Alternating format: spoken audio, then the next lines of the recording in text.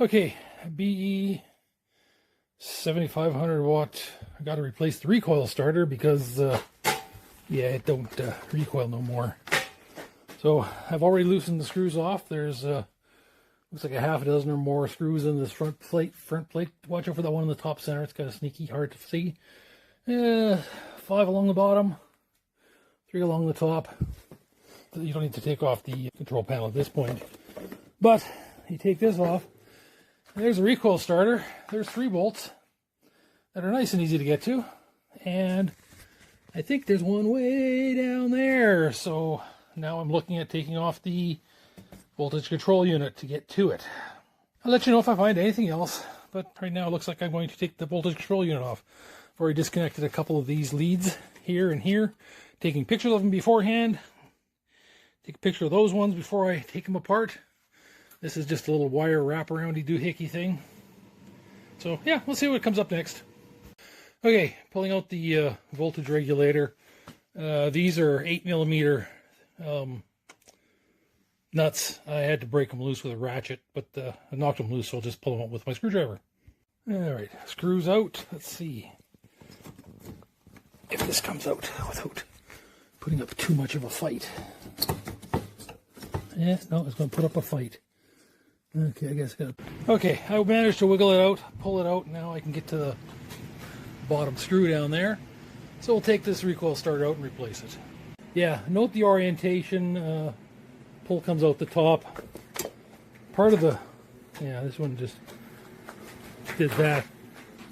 But I noticed it was also starting to show signs of wearing right where the goes through the hole. So be aware of that if you got one of these, they do wear out. Okay, 4 nuts out, and it actually comes out pretty easily for now. Okay, I'll put a new one in. All right, let's see what's in there. Recoil starter box. I got a new handle and 4 nuts. And a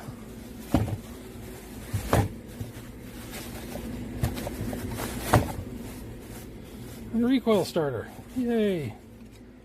With no handle attached, but tied off. Okay, we'll figure that out. 4 bolts back in, and the little wire guide thing as well. Put that back in too. Didn't forget, which is good. Tighten them up snug, not overly tight. I don't know what the torque specs are, but don't be over amping on them. They're not that, probably not that strong. So let's put the rest of it together now. You know, it never fails when you're putting stuff together. There's always one screw that wants to put up a fight. So I had to take these out and loosen off. There's 2 down in here, which allowed me the slack to get this to line up again. Now I got to put these 2 back in and I'll be good. Okay, so everything's put together now. I've got all my screws back in. I still got to connect the cables up, but I'll do that here shortly. But this is all back in, and okay, next steps. All the wires are connected back together again. Pretty straightforward connections on that one. So that's good. And I'll continue on putting together the pull start. I have to take this plastic plate off of my old one. So there's this starter comes apart. These are done with 2 hands and 1. It's just tied on with a knot, so I'll just take that out.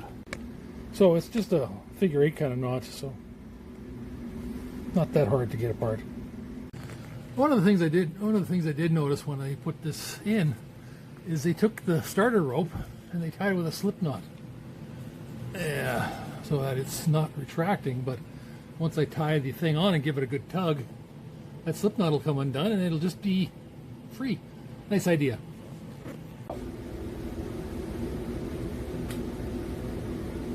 Back on.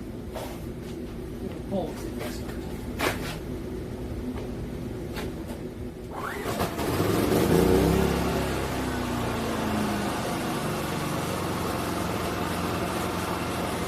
Pull started a lot easier this time.